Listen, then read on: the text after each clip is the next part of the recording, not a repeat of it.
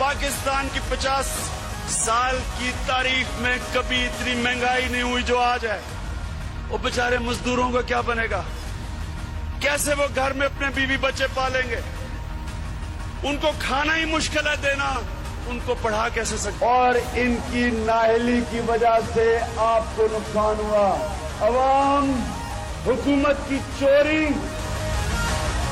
इसकी करप्शन और इसकी नाअहली की कीमत अवाम महंगाई से दे रही है। उसके खर्चे इतने बढ़ गए हैं, ट्यूबवेल का बिल वो नहीं दे सकता, खाद काल की गांव पहुंच गई है, तो इस वक्त किसानों का बहुत बुरा हाल है। आपको कम से कम 5 रुपए लीटर पेट्रोल और केरोसिन ऑयल की कीमत कम करें और 20 रुपए लीटर डीजल की कीमत कम करें। तू की जाने यार अमीरा, रोटी बंदा खा जाती है। अस्सलाम वालेकुम नाज़रीन, टू द पॉइंट के साथ मैं हूं मंसूर अली खान। प्रोग्राम में आपको खुशामदीद कहेंगे। नाज़रीन, जब मेरे कप्तान ऑपोजिशन में थे तो उनको आम आदमी की फिक्र थी। वो गरीब के लिए मसीहा थे। महंगाई देखकर उनका खून खौलता था। उनको किसान की फिक्र थी, मजदूर की फिक्र थी। वो महंगी बिजली पर तनकीद करते हुए बिल जला दिया करते थे। अवाम को अपने हकूक हासिल करने के लिए सिविल नाफरमानी तक करने का कहते थे। हुक्मरानों के गिरेबान पकड़ने के बयानात देते थे।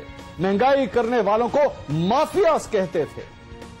मेरे कप्तान बताते थे कि महंगाई करप्शन की वजह से होती है। जब हुक्मरान करप्शन करता है, वो आपके ऊपर टैक्स लगाता है, उसकी चोरी की कीमत आप महंगाई के जरिए अदा करते हैं।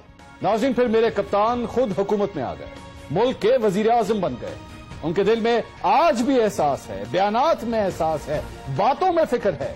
वो कहते हैं घबराना नहीं, लेकिन उनके दौरे हुकूमत में आम आदमी के लिए महंगाई के सिवा कुछ नहीं।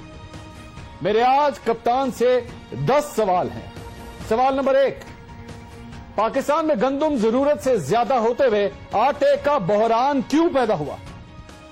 सवाल नंबर 2, अगर आटा बहरान की वजह नाकिस हिकमत अमली है तो मेरे कप्तान आपने आज तक किसको जिम्मेदार ठहराया और किसको सजा दी? सवाल नंबर 3, आटे के बाद चीनी की कीमत एक दिन में 5 रुपए फी किलो तक बढ़ गई। ये इजाफा क्यों हुआ?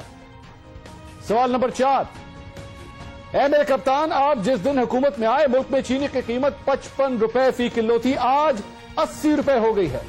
1.5 साल में 25 रुपए तक इजाफा क्या आपकी इजाजत से हुआ? सवाल नंबर 5, सब जानते हैं शुगर मिल्स के मालिकान आपके दोस्त भी हैं और काबीना में भी हैं। क्या आपने उनसे कभी पूछा कि चीनी महंगी क्यों हो रही है? सवाल नंबर 6, विफाकी इदारे शुमारियात के एदाद शुमार के मुताबिक सब्जियों और दालों की कीमत में 1 साल के दौरान 83% इजाफा हुआ। इसका जिम्मेदार कौन है?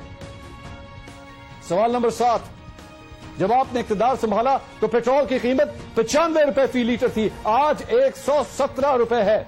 हुकूमत अपने टैक्स कम करके अवाम पर बोझ कम क्यों नहीं कर सकती? सवाल नंबर 8, आपने हुकूमत में आने के बाद गैस की कीमतें 400% तक बढ़ाई।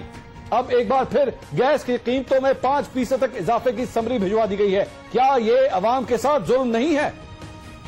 सवाल नंबर 9, ऐ मेरे कप्तान, जब आपने हुकूमत संभाली तो बिजली के 1 यूनिट का रेट 9 रुपए था, आज यूनिट का रेट बढ़कर 15 रुपए से ज्यादा हो चुका है। आम आदमी को किस बात की सजा दी जा रही है?